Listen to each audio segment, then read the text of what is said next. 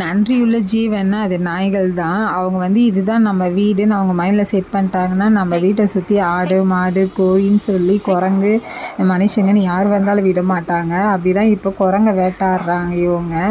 அடுத்தது ஒரு வீடியோ வரும். அந்த வீடியோவில் நீங்கள் நல்லா கவனிங்க. இவங்க பெரிய சாகசம் பண்ணியிருக்காங்க. என்னென்னா கேட்டு லாக்கில் தான் இருந்தது. ஆனால் பாம்பு வந்திருக்கு. அந்த பாம்பு வந்துட்டு இவங்க எப்படி உணர்ந்தாங்கன்னு தெரில. பயங்கரமாக குலைக்க ஆரம்பித்தாங்க. ரொம்ப நேரம் குலைக்கவே நான் என்னன்னு சொல்லி அப்புறம் போய் பார்த்தேன்னா, பார்த்தா அந்த கேட்டு நான் பாட்டு ரோடை பார்க்குறேன். ஆனால் அந்த கேட்டு சந்தில் தான் ரோட்டில் எதுவுமே இல்லையே அப்படின்னு பார்த்தா ரோடு சந்தில் பாம்பு படையெத்துன்னு நின்றுருக்கு.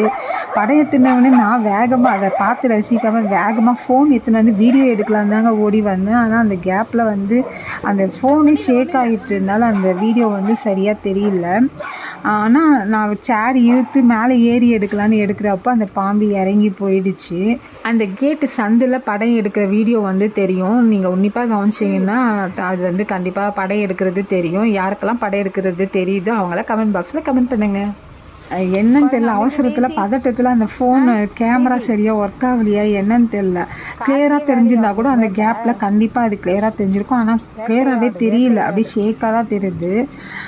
அதனால தாங்க இவங்க இருக்கிறதுனால எவ்வளோ பெரிய ஹெல்ப்பாக இருந்தது பாருங்கள். இவங்களே இல்லைன்னா அந்த பாம்பு நேராக கேட்டு வழியாக சந்து வழியாக உள்ளே பூந்து நம்ம வீட்டுக்குள்ளே வந்துட்டு இருக்கோம்.